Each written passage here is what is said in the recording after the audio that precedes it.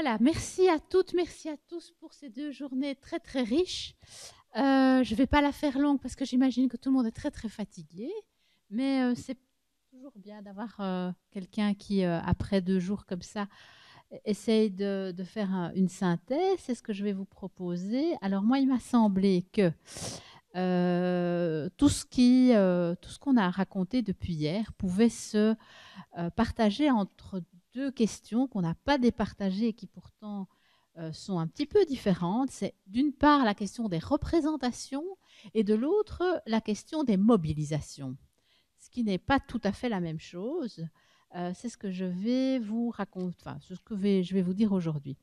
Alors, on a beaucoup parlé des représentations euh, et beaucoup de choses ont été dites. Donc, là, une petite synthèse que je vous propose, qui aide à. Enfin, je trouve qu'il y a beaucoup de choses intéressantes qui ont été dites.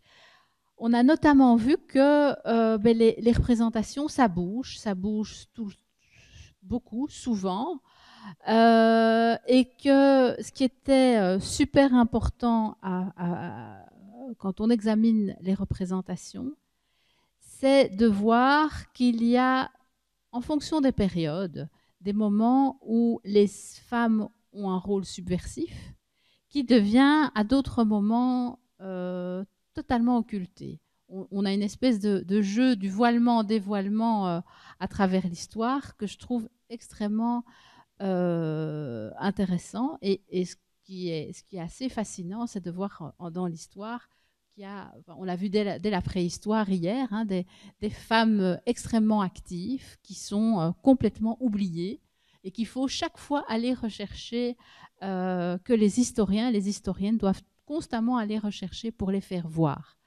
Et je pense qu'une exposition comme il y a au Mundanium actuellement, ben, il faudrait tout le temps les refaire parce qu'on les oublie tout le temps, ces femmes.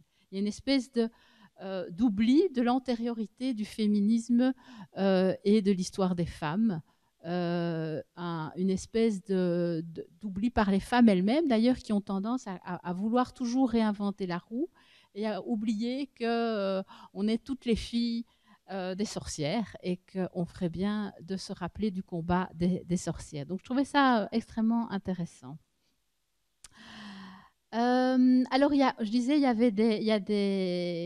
il faut historiciser, et cependant, ce qui m'est apparu assez intéressant aussi, c'est qu'il y a une espèce de jeu aussi sur les normes de ce qui arrange et ce qui dérange une société concernant les femmes.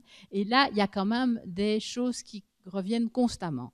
La question de la sexualité, la question de la prise de parole, quelles que soient les sociétés, quels que soient les âges.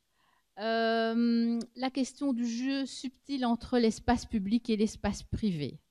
Parce que n'oublions jamais que les femmes, c'est un peu le rôle qui leur est assigné dans toutes les sociétés, c'est d'être celles qui font le lien entre l'espace privé et l'espace public. Hein. Les salons au temps moderne, c'est les femmes qui les tiennent. Pourquoi? Parce que c'est le rôle des femmes. Vous dites? Pas que dans les sociétés occidentales, dans beaucoup de sociétés, les salons, vous pouvez les appeler autrement, mais tenir salon, c'est aussi le mot salon est occidental, on est d'accord, mais dans toutes les sociétés, c'est aux femmes qu'il revient de faire se rencontrer les intellectuels, les hommes politiques, etc., parce que c'est elles qui tiennent les maisons, c'est ça que je veux dire. Et donc, c'est elles qui font cet aller-retour entre le privé et le public. Euh, dans les normes de ce qui dérange, ce qui est revenu constamment aussi depuis hier, c'est le jeu sur le genre. Hein. On parle tout le temps de féminin, masculin. Est-ce qu'une femme qui dérange, c'est une femme qui est trop masculine? Ou est-ce que c'est une femme qui est trop féminine? Les femmes doivent constamment jouer là-dessus. Une femme trop féminine, c'est une pute, hein, on l'a dit. Et une femme trop masculine, c'est une hommasse. Dans les quoi qu'elles fassent, elles ont vraiment intérêt à jouer sur enfin, à être très prudentes. Parce que de toute façon, c'est jamais bon. Une question qui s'est posée aussi, mais pas directement, enfin cet après-midi un peu plus, c'est simplement la question de la concurrence professionnelle. Voilà, on l'oublie souvent, mais si les hommes ne veulent pas laisser leur place, c'est parce qu'ils ont peur pour leur place, tout simplement. Donc comment faire avec ça? Et la question de la liberté aussi qui revient constamment.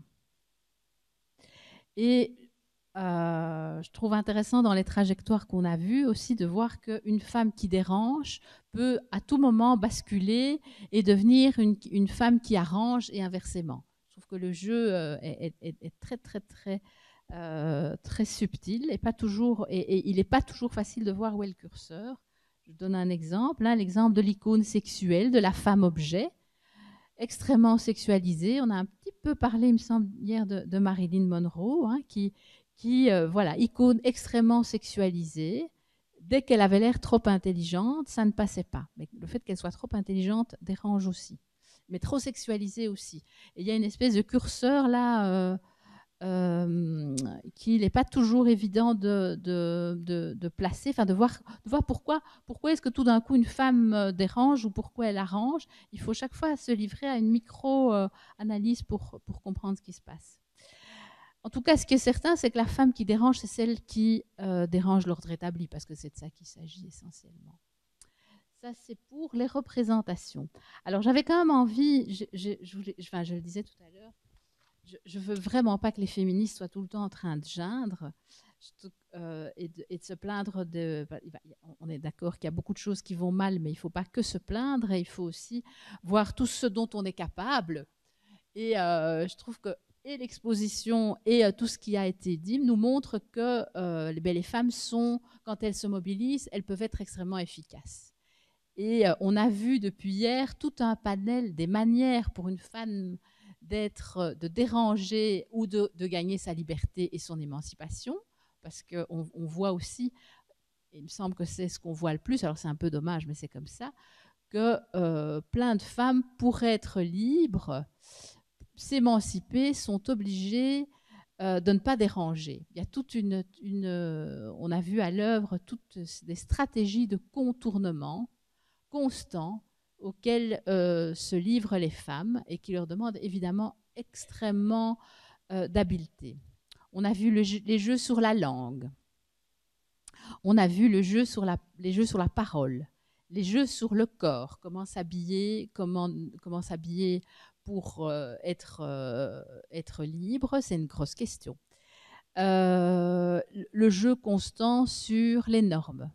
J'ai trouvé extrêmement intéressante l'intervention hier de Nicole Edelman sur la religion, parce que ça me rappelait qu'une des manières historiquement et encore aujourd'hui pour les femmes de se faire entendre, c'est la religion par le mysticisme. Puisque dans les sociétés anciennes, là je parle de l'Occident, enfin de l'Occident, je parle de l'Europe, puisque dans les sociétés anciennes, les femmes n'avaient aucune place dans le politique, mais qu'en revanche, on accepte que les hommes acceptent, les autorités politiques et cléricales acceptent que les femmes aient une vie religieuse et spirituelle, en tout cas dans le christianisme très clairement, pour ce qui est d'une religion que je connais bien, eh bien, elles vont devenir mystiques, certaines d'entre elles, et elles vont avoir des carrières incroyables que dans aucun autre lieu elles auraient pu avoir. On pense à Thérèse d'Avila, par exemple, qui a lancé toute une entreprise, certes d'ordre religieux, mais qui a eu une vie extrêmement intéressante. Alors là, ce qui m'intéresse là-dedans, ce n'est pas pour faire l'apologie de la religion, mais c'est une stratégie de contournement que je trouve extrêmement intéressante et qu'on a vu hier avec Nicole Edelman, qui nous expliquait, voilà, la fin du 19e siècle est peut-être une des périodes, ça c'est pas elle qui le dit, c'est moi, une des périodes les plus sinistres de l'histoire des femmes, en raison effectivement de la médecine. Et une des manières que les femmes trouvent pour quand même prendre la parole, c'est tout ce mouvement spiritualiste de la fin du 19e siècle et qui va se poursuivre au début du XXe siècle, qui va être une manière pour les femmes de prendre la parole et d'avoir parfois un rôle professionnel. Enfin, professionnel, c'est peut-être un grand mot, mais en tout cas une place médiatique relative. Hein, mais c'est en tout cas une manière d'avoir une certaine liberté.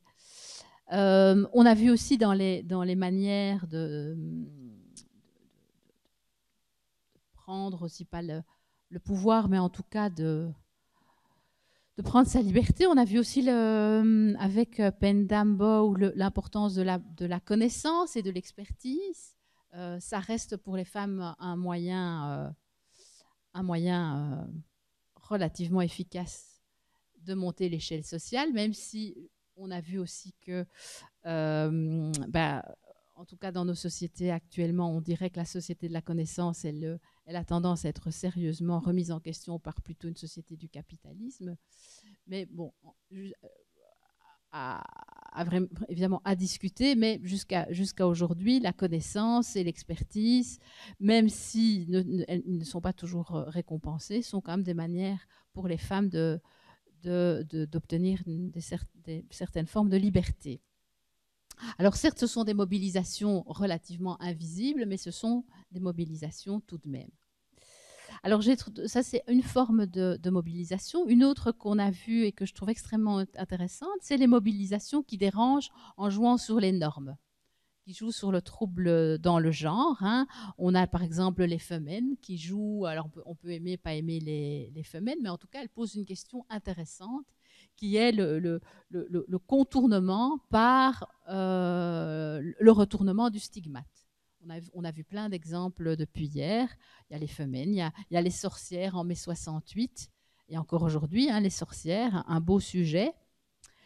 Et puis enfin, il y a toutes ces femmes qui osent, et qui, parce qu'elles osent, font bouger le curseur.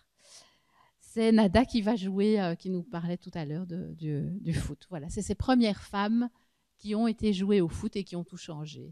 C'est les premières femmes qui ont osé faire la politique. C'est les premières femmes qui. Et ce sont des modèles et qui nous donnent envie, enfin moi en tout cas, qui m'inspirent énormément en me disant, ben voilà, n'ayons pas peur, allons-y. Ces premières femmes ont obtenu des choses. Il y en a plein là au-dessus pour ceux qui ont besoin de modèles. Quatrième manière de se mobiliser qui m'inspire énormément aussi, c'est la sororité, c'est la solidarité. Il me semble que c'est une des manières qui fonctionne le mieux. Ça nous donne des forces, c'est inspirant. Et donc, il ne faut surtout pas que les féministes se disputent. Voilà, je ne pense pas que MeToo soit alors MeToo, on peut ne pas s'y reconnaître, mais être contre, c'est problématique. Toute mobilisation féministe devrait être suivie par les autres femmes, me semble-t-il. En tout cas, historiquement, c'est le moment où les féministes, les années 60, par exemple, 1960, à l'échelle du monde, c'est un moment où les choses ont vraiment bougé, et une des raisons pour lesquelles ça a bougé, c'est que les femmes se sont mobilisées et les féministes de tous bords, les féministes religieuses, non religieuses, plus à droite, plus à gauche, etc., se sont réunies pour obtenir des choses. Et c'est comme ça qu'on va y arriver, me semble-t-il. Alors, je suis bien d'accord, il y a des féministes, et heureusement, je ne voudrais certainement pas qu'il n'y ait qu'un seul féminisme, mais en tout cas, il faut que les féministes et les féminismes se rassemblent pour obtenir des choses. Il me semble que c'est la seule manière. Je vous remercie. Merci beaucoup, Cécile. Je crois que Daniel Sotio voulait encore dire quelques mots.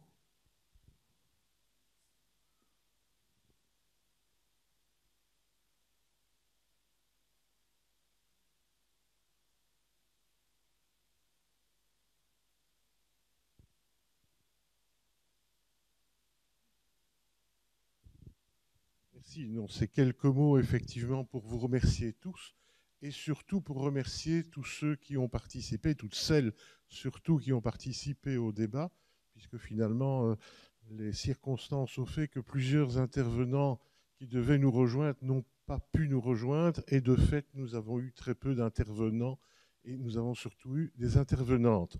Hier matin, quand j'ai introduit ces 2 jours, j'avais placé l'horizon sur les combats qu'Henri Lafontaine avait menés fin du 19e, début du 20e siècle.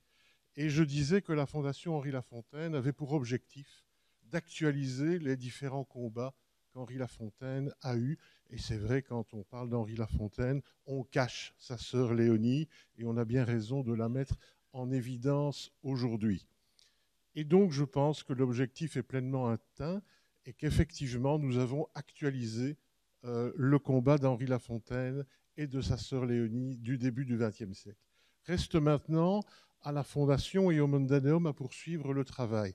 Alors la question m'a été posée par plusieurs participants, participantes. Qu'allons-nous faire maintenant? Tout d'abord, vous l'avez vu, durant ces 2 jours, tout a été intégralement filmé.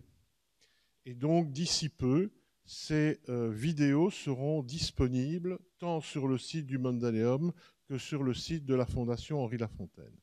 Ça, c'est un premier point de suivi. Second point de suivi, plusieurs participants ont dit, mais finalement, les communications ont tellement été denses et intéressantes, avec parfois des projections de qualité pour accompagner celles-ci, ne serait-il pas utile de faire une publication de cela? La question a été posée, Valérie Piette hier l'a déjà soulevé, et tout à l'heure, quand notre collègue du Centre d'action laïque est partie, elle m'a dit il faut absolument faire quelque chose, et le Centre d'action laïque peut être avec vous pour aider à faire cette publication. Donc voilà, pour rassurer un peu ceux qui se disent, celles qui se disent maintenant, bon, ok, on a passé 2 jours ici, est-ce que ça a servi à quelque chose? Est-ce qu'il y en aura? Est-ce qu'il y aura une suite demain? Je crois que des suites sont donc tout à fait possibles. Et donc, pour conclure, je voudrais encore remercier l'Organisation internationale de la francophonie. Merci, Madame l'ambassadrice, non seulement d'avoir appuyé la sollicitation du Mondaneum et de la Fondation pour une aide à l'organisation de ce colloque, mais surtout pour votre présence durant pratiquement 2 jours, ce qui montre non seulement le soutien de l'OIF, mais surtout votre intérêt personnel. Le Centre d'action laïque qui y a aussi aidé, la Fédération Wallonie-Bruxelles, Wallonie-Bruxelles internationale, et bien entendu toute l'équipe, surtout toute l'équipe du Mondaneum, qui a été, vous l'avez vu, malgré qu'ils ont souffert avec les connexions Internet. Bon, c'est les aléas des technologies. Mieux vaut encore croire qu'il y a des colloques présentiels qui sont supérieurs aux colloques électroniques. C'est peut-être encore une bonne leçon aujourd'hui. Et malheureusement, nous avons dû déplorer quelques absences. On s'en excuse. Des trains en retard, des trains supprimés, des pieds cassés, ce sont aussi des aléas. Et j'oublie un Covid qui fait que notre collègue qui devait intervenir se trouve toujours aujourd'hui dans son lit. Voilà, ce sont les absents, ils sont justifiés, mais franchement, je sais qu'ils auraient voulu être avec nous, mais n'oublions pas encore une fois de remercier ceux et celles qui étaient là. Bonne fin de journée et à bientôt. Thank you.